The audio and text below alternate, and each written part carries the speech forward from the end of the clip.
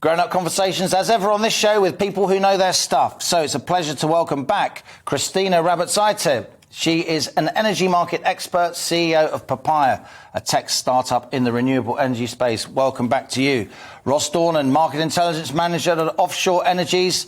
He's with us. Claire Jackson, the CEO at Hydrogen UK. Welcome to both of you. And last, by no means least, we can't keep her away, Jasmine Birtles, MissMoneyMagpie.com. Here she is. Let's talk to you first, Ross. What do you make of this energy security strategy? Is there much in it that we didn't already know? Is it mostly presentational? I think it's really interesting, and I think it's really ambitious.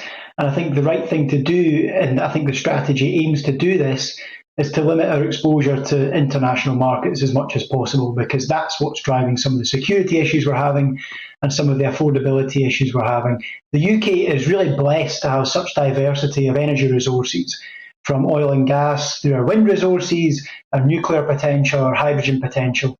And the right thing to do is to make the most of them. However, this strategy, I think, is ambitious in its pace of delivery and what it's trying to achieve. And what we need to do is to digest it a bit more and see how the industry can work really closely with the government to make it a reality, to attract the investment that's going to be needed to achieve this, and to make sure that the capabilities are in place across British companies to make the most of that investment and keep as much of it here in the UK as possible, because this is a huge opportunity, not just for energy security, but also for British manufacturing bases as well, looking longer term.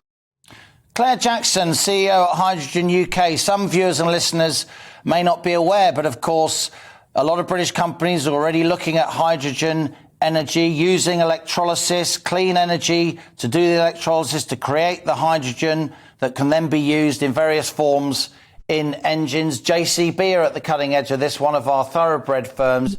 Did you see anything in this energy security strategy that you didn't know before? Are you assured that the government is now going to take hydrogen, for instance, more seriously? Yeah, so we were really pleased to see the government double down on its commitment to hydrogen and double the production capacity target that we're looking at by 2030 from 5 gigawatts to 10 gigawatts. Now, hydrogen is one of the key solutions that we have for tackling emissions from the energy sector.